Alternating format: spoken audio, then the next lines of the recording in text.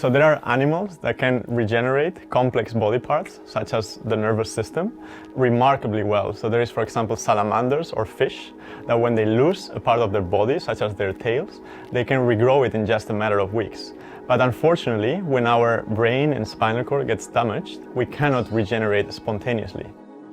In most tissues in our bodies, such as the skin, the skeleton or the gut, cells regenerate very well. Some of them even get renewed every couple of days. When one of these tissue types get damaged, populations of stem cells get activated and generate the cells that have died after that injury. In the brain and the spinal cord, there are stem cells or progenitors that also have some capabilities to create new cells, and in fact, some of them do.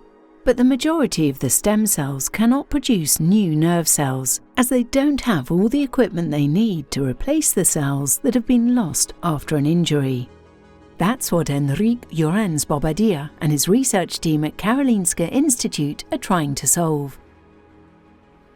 So the stem cells exist and they have all they need to respond to an injury, but what they do is form a scar instead of forming the tissue that you would need to repair the damage. We're trying to convince the brain and the spinal cord to repair themselves. So we're trying to achieve that they gain the regenerative abilities that unfortunately evolution did not provide us with.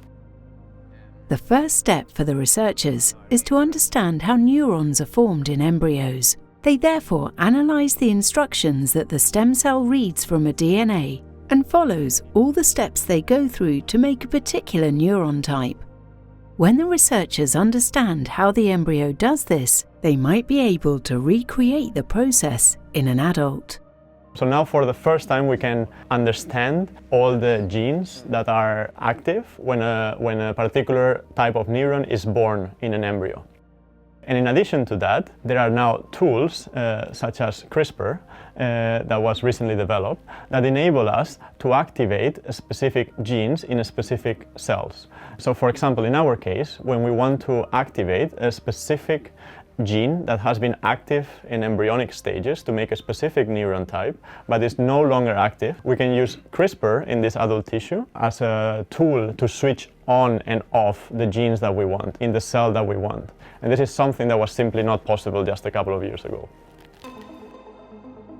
So what we do is design in the lab these pieces of DNA that carry the information to bring the modified CRISPR, so basically the on switch for a gene, and then we package it into modified viruses that are non-pathogenic, so they don't cause any disease, so they are very safe, and then deliver that virus to the organism. And then once that virus enters the organism, it carries all these CRISPR tools to specific cells, and in that cell, this would activate the specific genes that we aim to activate using that CRISPR tool. And then we can test whether the activation of that gene led to a different behavior in that cell. So was the cell able to generate a neuron, yes or no? If yes, then we test it further. If no, we try a new one. Are there more in that area? So this was the scar-forming cell. If what we deliver with the virus, which in this case make it be green, works, then this cell will convert into a cell that expresses the neuronal gene, which is here depicted in magenta. In addition to all this, now we also have the computational tools, so all the bioinformatics analysis, machine learning methods that allow us to try to understand these large data sets and prioritize which are the key genes controlling such specific cellular behaviors. So this is one of the main aspects. So we don't need to test 20,000 genes. We can predict which are the ones that are likely to be most important for the process we are studying. If scientists can get the body to regenerate nerve cells, it will open up entirely new possibilities for healing brain and spinal cord injuries and curing various degenerative nerve diseases such as Alzheimer's, Parkinson's, and ALS.